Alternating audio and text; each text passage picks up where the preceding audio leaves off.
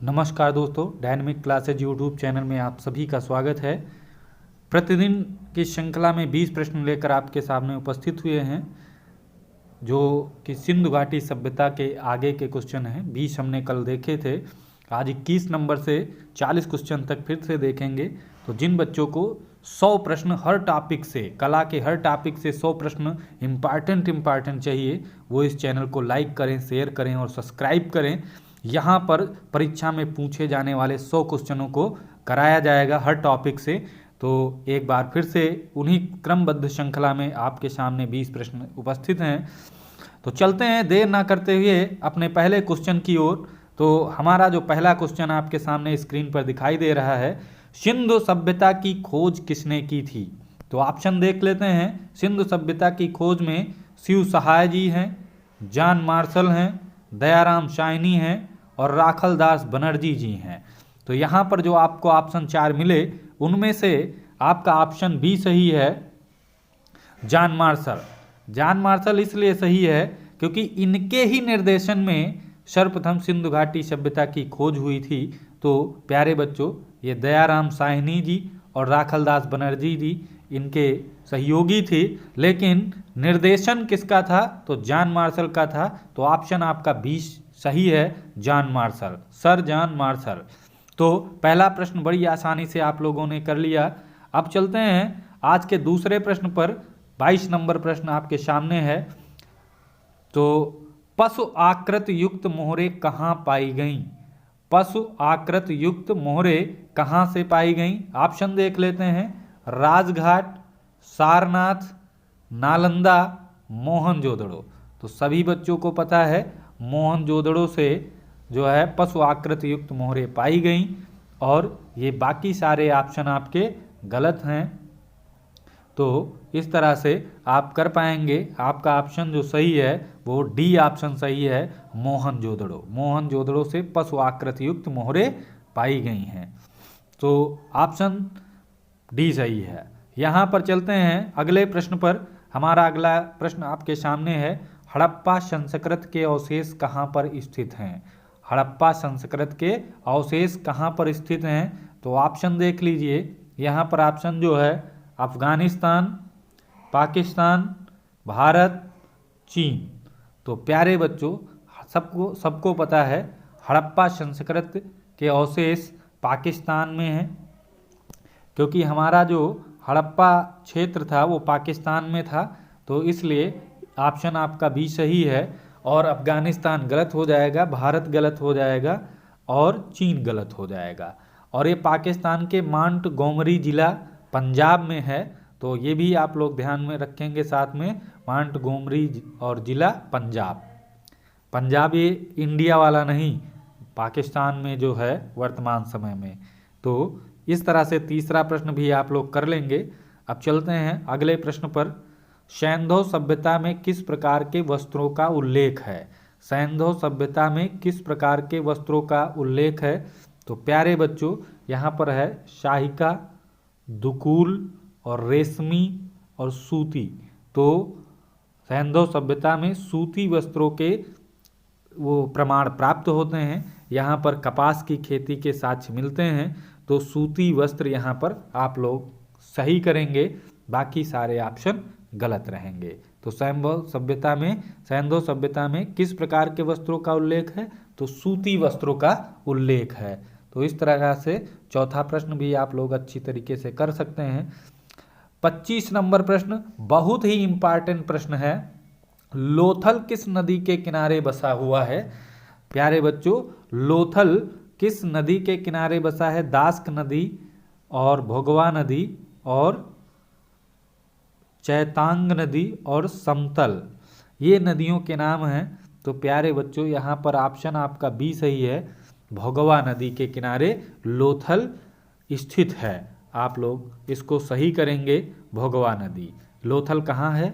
गुजरात का ये क्षेत्र है, बंदरगाह रहा है।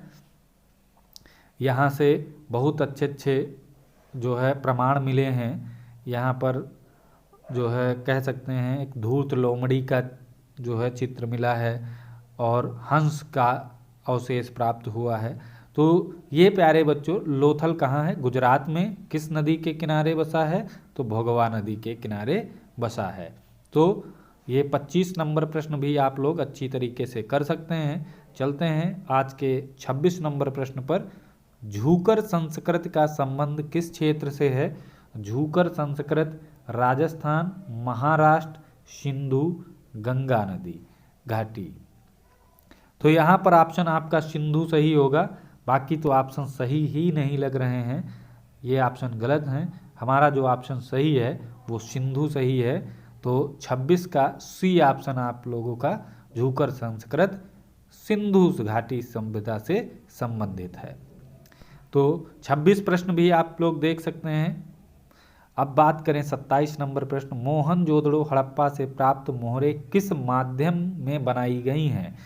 किसके माध्यम से बनाई गई हैं, तो ब्रांज यानी कांस्य से, बी मार्बल से, सी ग्रेनाइट से, डी स्टीएटाइट सेलखड़ी से। तो हमारा ऑप्शन यही सही है, लास्ट वाला स्टीएटाइल सेलखड़ी जो है आप लोग याद रखेंगे, ये ऑप्शन आपका सही है। मोहनजोदड़ो हड़प्पा से प्राप्त मोहरें किस माध्यम में बनाई गई हैं, तो सेलखड़ी, आप लोग ध्यान रखना है। चलते हैं आज के 28 नंबर प्रश्न, जो आज का 8वां प्रश्न है। सिंधुवासी किस आभूषण का प्रयोग नहीं करते थे। सिंधु घाटी जो लोग थे किन किन आभूषणों का उपयोग करते थे और किन का प्रयोग नहीं करते थे, ये इस क्वेश्चन से जानेंगे। तो करधनी महिलाएं पहना करती थी, पाजेब महिलाएं पहना करती थी, भुजबंद जो है ये पुरुष और महिला दोनों पहना करती थी, निस्क का प्रयोग नहीं करते थे। निस्क आपका सही आंसर है, निस्क का प्रयोग नहीं करते थे। प्यारे बच्चों इससे एक क्वेश्चन और बन सकता है, निस्क आभूषण कहाँ पहना जाता है, शरीर के किस अंग का ये आभूषण है, इस तरह से क्वेश्चन पूछ सकता है। तो ये ध्यान रखना है, गले का आभूषण है। किसका, गले का आभूषण ये है निस्क। तो इसका प्रयोग सिंधवासी लोग नहीं करते थे। ये आप लोग बिल्कुल सही आंसर करके आएंगे। चलते हैं 29 नंबर प्रश्न आपके सामने स्क्रीन पर है। हड़प्पा से प्राप्त पुरुष नर्तक नटराज की मूर्ति का रंग कैसा है। प्यारे बच्चों मोस्ट इंपॉर्टेंट क्वेश्चन कह सकते हैं। पीला, काला, नीला और लाल। तो हड़प्पा से प्राप्त पुरुष नर्तक नटराज की मूर्ति का रंग कैसा है, तो प्यारे बच्चों ध्यान रखना है, ये काला है। कैसा है, काला। यहाँ पर बी ऑप्शन आपका सही होगा। काला एक घिया पत्थर होता है। कहाँ, घिया पत्थर होता है काला, उसी का ये बना हुआ है पुरुष नर्तक नटराज की मूर्ति का रंग काला है। और ये मूर्ति अगर पूछे कहाँ है, तो भारतीय संग्रहालय कोलकाता में है। भारतीय संग्रहालय कोलकाता। तो आप लोग ध्यान रखेंगे, ये भारतीय संग्रहालय कोलकाता, यहाँ पर लिख देते हैं कोलकाता।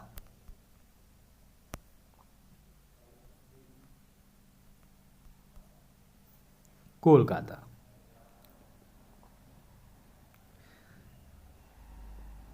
तो इस तरह से 29 नंबर भी आप लोग कर सकते हैं बड़ी आसानी से। अब चलते हैं आज के 30 नंबर प्रश्न पर, जो आपके स्क्रीन के सामने है। सिंधु घाटी के लोग किस पशु से अपरिचित थे, यानी किस पशु का उन्हें ज्ञान नहीं था। तो प्यारे बच्चों बकरी का था, बैल का था, हाथी का भी था, केवल गाय का नहीं था। गाय का कहीं जिक्र नहीं मिलता है। गाय की जगह पर सबसे ज़्यादा अगर जो बात करें, तो यहाँ पर ध्यान रखना है, सबसे ज़्यादा अगर प्रयोग हुआ है तो सांड का प्रयोग हुआ है। तो सांड का ध्यान रखना है, लेकिन गाय का प्रयोग नहीं हुआ है। तो ऑप्शन आपका जो सही है वो सी ऑप्शन सही है। कौन सा, सी ऑप्शन आप सही करके आएंगे। गाय इससे अपरिचित थे। चलते हैं नेक्स्ट क्वेश्चन पर। तो किस संस्कृत को सोढ़ी संस्कृत का नाम दिया गया है। किस संस्कृत को सोढ़ी संस्कृत नाम दिया गया है। ऑप्शन में देख लेते हैं, हड़प्पा, हड़प्पोत्तर, हड़प्पा पूर्व संस्कृत लोथल। तो प्यारे बच्चों हमारा ऑप्शन सी सही है, हड़प्पा पूर्व संस्कृत। इसी को सोढ़ी संस्कृत के नाम से जानते थे। हड़प्पा पूर्व संस्कृत को सोढ़ी संस्कृत नाम दिया गया है। तो इस तरह से 31 नंबर प्रश्न भी आप लोग अच्छी तरीके से कर सकते हैं। मोहनजोदड़ो का सबसे विशाल भवन क्या है, ये कल क्वेश्चन आपको बताए थे, फिर से आज देख लेते हैं। तो प्यारे बच्चों बैरक, स्नानागार, अन्नागार, जलकुंड।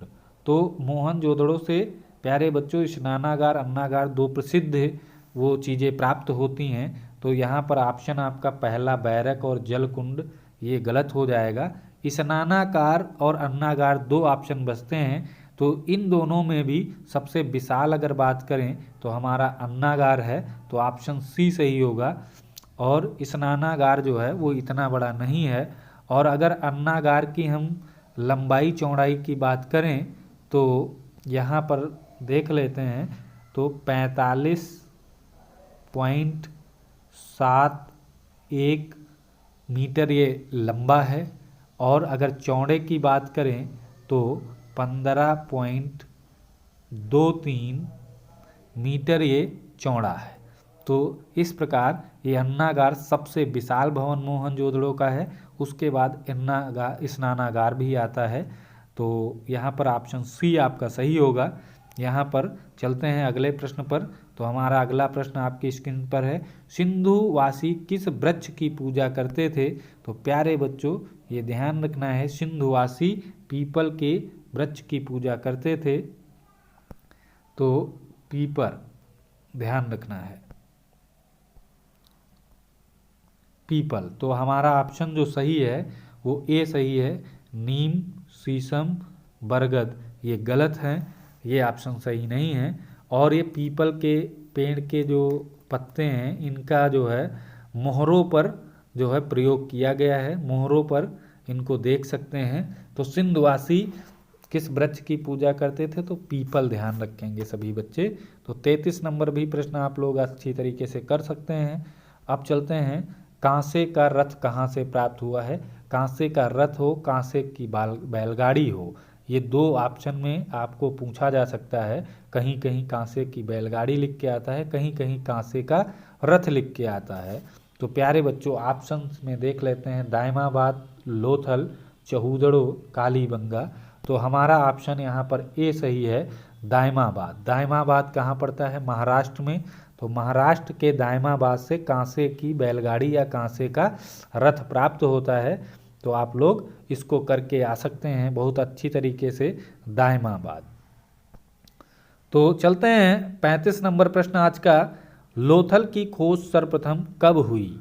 लोथल की खोज पर बात कर लेते हैं। तो यहाँ इसकी खोज की अगर बात करें तो एस.आर.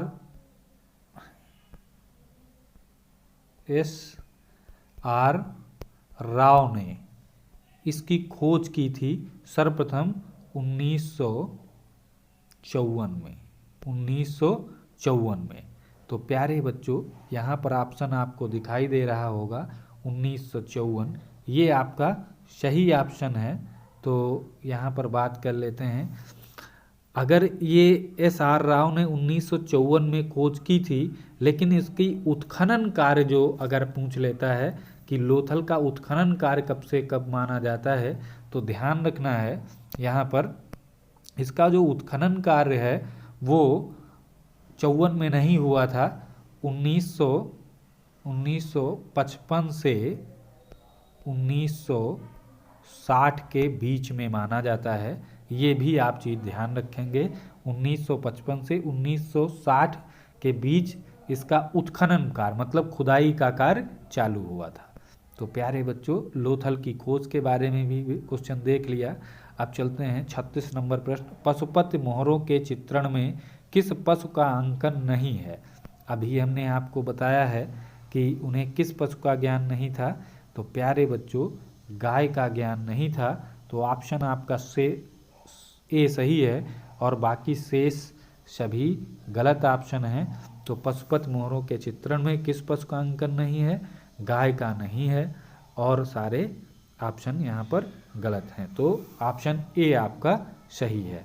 यहाँ पर ये नहीं है, ये ज़रूर ध्यान रखेंगे, तभी आप आंसर सही कर पाएंगे।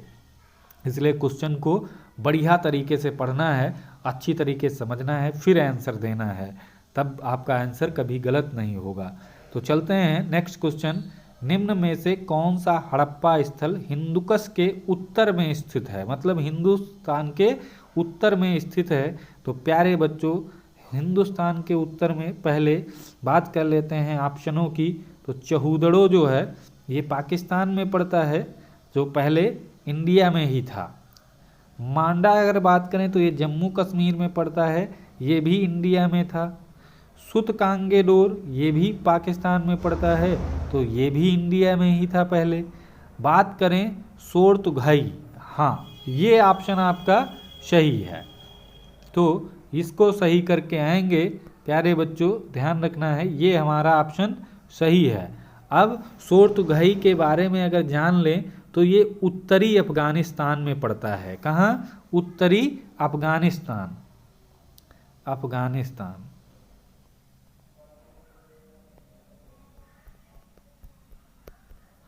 उत्तरी अफगानिस्तान में ये पड़ता है, उत्तरी अफगानिस्तान। तो इसीलिए इसको कह सकते हैं हिंदुकुश के उत्तर में स्थित है। प्यारे बच्चों, ये एक व्यापारिक बस्ती थी। कौन सी? व्यापारिक बस्ती। व्यापारिक बस्ती थी। और यहाँ पर व्यापार किस चीज़ का होता था? तो ध्यान रखना है, आप लोगों ने लाजवर्द लैपिस लैजुली एक नीला पत्थर के बारे में सुना होगा। तो ये यहीं से इसका जो है व्यापार किया जाता था। तो सोरतुघाई याद रखना है, व्यापारिक बस्ती है, उत्तरी अफगानिस्तान में है। और ये लैपिस लैजुली जो लाजवर्द नीला पत्थर या नीला रंग की अगर बात करें तो ये इसका यहीं से व्यापार होता था। तो इस तरह से 37 नंबर प्रश्न में डी ऑप्शन आपका सही होगा। चलते हैं 38 नंबर प्रश्न पे। तो सिंधु घाटी सभ्यता की मूर्ति नृत्यरत किशोरी कहाँ सुरक्षित है? इसके बारे में कल हमने चर्चा की थी, और फिर से आज ये क्वेश्चन बदल के आ गया है दूसरे टाइप से, तो इस पर बात करेंगे। तो ये राष्ट्रीय संग्रहालय नई दिल्ली, ये ऑप्शन आपको दिखाई दे रहा होगा सी। तो हमारा सी ऑप्शन यहाँ पर सही है, राष्ट्रीय संग्रहालय नई दिल्ली। अगर बात करें तो नृत्यरत किशोरी ये कांसे की मूर्ति है, और इसकी अगर लंबाई की चौड़ाई की बात कर ले तो ये इसकी लंबाई पूछता है 10.5 सेंटीमीटर, अगर इंच में पूछेगा तो 4.1 इंच रहती है। तो ये ध्यान रखना है, ये राष्ट्रीय संग्रहालय नई दिल्ली और कांसे की मूर्ति है। प्यारे बच्चों, तो इस तरह से 38 नंबर आप प्रश्न आसानी से कर सकते हैं, इसमें कोई दिक्कत नहीं होगी। अब चलते हैं 39 नंबर प्रश्न। तो पंचतंत्र में वर्णित धूर्त लोमड़ी का चित्रण कहाँ से प्राप्त होता है? अभी शुरुआत में पहले दूसरे क्वेश्चन में हमने बात की थी लोथल के बारे में, ये 25 नंबर क्वेश्चन में हमने बात की थी। तो ध्यान रखना है, वो लोथल है। वो स्थान कौन सा है? लोथल। तो लोथल की बात करें तो यहाँ पर ऑप्शन ए मिलता है। कौन सा? ए ऑप्शन मिलता है। तो हमारा लोथल सही होगा। धूर्त लोमड़ी का चित्रण कहाँ से प्राप्त होता है? तो ये लोथल से। और मिट्टी के पात्र पर ध्यान रखना है, मिट्टी का एक पात्र प्राप्त हुआ है, मिट्टी के पात्र पर यानी मिट्टी के बर्तन पर इसका चित्र मिलता है। तो ध्यान रखना है, ये 39 का ए ऑप्शन सही होगा। कालीबंगा चौदड़ो बनावली ये गलत होंगे। तो चलते हैं आज के लास्ट प्रश्न पर। तो हमारा आज का लास्ट प्रश्न आपके सामने है, सिंधु लिपि लिखी जाती है। ये क्वेश्चन बहुत बच्चे गलत करके आते हैं, सिंधु लिपि लिखी जाती है। तो प्यारे बच्चों ध्यान रखना है, इसमें ऑप्शन देख लेते हैं। दाएं से बाएं की ओर, दाएं से बाएं की ओर, दाएं से बाएं दोनों ओर, और बाएं से दाएं की ओर, इनमें से कोई नहीं, इनमें से कोई नहीं। तो हमारा जो ऑप्शन है वो हम लोग जो अगर सीधे हाथ से लिखते हैं तो वो कैसे लिखते हैं, बाएं से दाएं की ओर, लेकिन जो ये सिंधु लिपि लिखी जाती थी वो दाएं से बाएं की ओर लिखी जाती थी। तो हमारा ऑप्शन जो सही है वो ए ऑप्शन सही है। कौन? दाएं से बाएं की ओर। तो दाहिना बायां कैसे? ऐसे लिखी जाती थी, इधर को लिखी जाती थी। तो ये आप लोग ध्यान रखेंगे, दाएं से बाएं की ओर। तो इस तरह से आज के 20 इम्पॉर्टेंट प्रश्न समाप्त होते हैं। प्यारे बच्चों, आप अच्छी तरीके से इन प्रश्नों को देखा और समझा। शायद ही अब कोई क्वेश्चन इसमें से अगर पूछा जाए तो आप ना कर पाएँ। तो प्यारे बच्चों, आज के वीडियो में इतना ही। कल फिर मिलते हैं आपको इम्पॉर्टेंट प्रश्न लेकर के इसी श्रृंखला में। तो आज के लिए बस इतना ही। जय हिंद, जय भारत।